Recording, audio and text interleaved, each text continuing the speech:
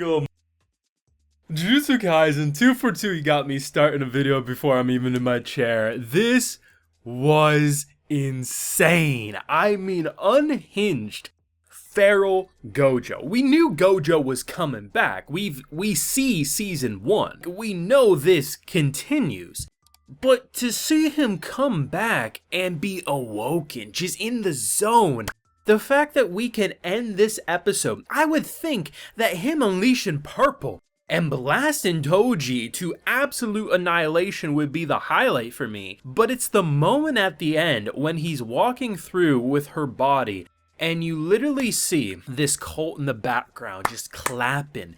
And he looks at Geto, dead ass, as serious as he is, being like, hey, if you want to slaughter this cult, I'm in the zone. I'm not feeling anything right now. I could go for killing a cult right now. The man is so in this ego trip because he's at such a power level that he can't even really feel any remorse, any guilt, or any regret of even the fallen girl that he tried so hard to protect. That was not what I expected from this episode, but this is once again another key point on highlighting why season 2 is such a remarkable season so far. Full live reaction to today's insane episode is available on my Patreon if you would like to see my full uncut thoughts as I watch. It's over there if you're interested. I mean, damn man, you start off with Geto versus Toji and I was like, damn, that's a good fight. I mean, there's some key killer moves. Like, right away after launching that giant dragon, he starts firing his pistol. And what does he do? It's almost like a blink and you would miss it moment where he just stretches like a spirit in order to be like a bulletproof vest for him.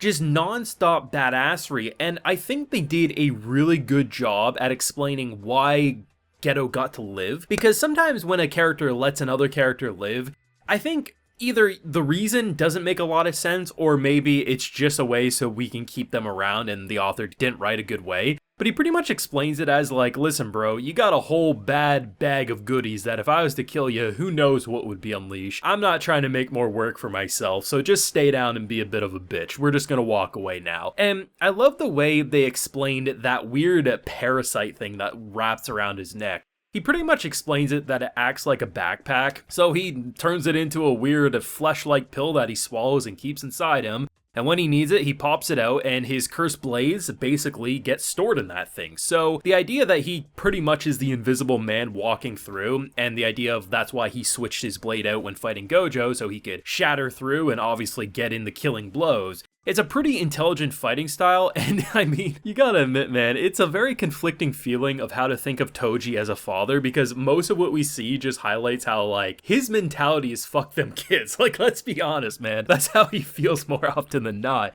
But I love the fact that you have a moment where he remembers as he's beating Geto's ass being like, oh wait, his name was Megami. Oh yeah. Like, bro, like, how much of a shitty father do you gotta be? But then at the end, in his dying moments, he gives some very good words towards Gojo saying, listen, in 2 years' time, my boy, it ain't gonna be good for him. Do with that what you will. Like, go save him, do whatever. There's the information. These are my dying moments. And he dead, man. He dead. Like, when you combine red and blue to that purple insanity, like, I love how they pull away and you just see like just layer after layer after layer of this circle, and then you see just he's lost an arm, half his chest, and I mean he's like shit man, is this actually gone? Like you're probably in so much pain at that point that it becomes numb. It's like being burned alive, but instead of actually dealing with the insane pain building up to going numb, it felt like he was just numb in that moment. And it was brilliant. Like, when you see Awaken Gojo, man, he feels like he's Jesus Christ floating around. He's like in such the zen zone that he's like dodging every attack, and it just reinforces like,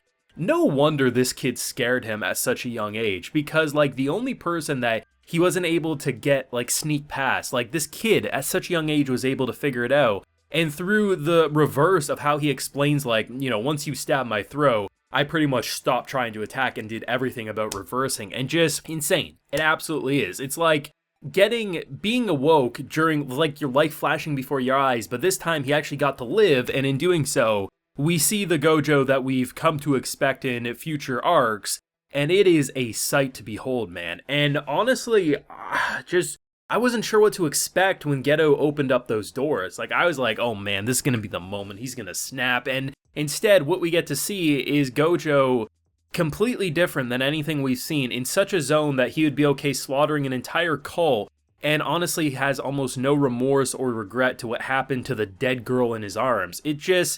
It hits so hard, and I think it definitely makes you think of Gojo in the future in a different light, and really reflect his mentality of what he'll do. And just, honestly, I'm not ready to say goodbye to this arc. I really am not. I think you could probably have 2 cores of just Gojo and Geto greatness, but it will be interesting to see how they wrap this arc up. And then obviously we have the month break, give or take, before then we get into arc 2, which will be running up until the very last week of this year, unless any delays happen, and then obviously it'll get pushed into next year. But still, this has been great. This has been pure excitement. The production has been just absolutely insane. I like the difference with the OST. So when Gojo versus Toji is happening, the piano track's a little more frantic. It's not as elegant. It's not really a piece of music you would listen to. It's more of like a, man, someone's smashing the keyboard, but it still sounds like a song, versus when Gojo versus Toji is happening, it's this beautiful piano, but it's just like, it's so different. It sets the mood in such different but brilliant ways. Though when Gojo does pop in that OST, I was bopping in my chair, man. I was into that 100%. Like, anyone who's not getting excited with Jujutsu Kaisen this season, I mean, I guess we just have 2 very different personal tastes, but I am loving it. I feel like season 2 is just gonna do what some of my favorite shows have done, whether Vinland Saga, whether Demon Slayer, you know, these shows that they have such good first seasons, and then once you get into deeper content, you see better writing and just more insane fights. The prologue just seems small in comparison. That's kind of where it feels like Jujutsu Kaisen's at. I love me season 1, but the movie,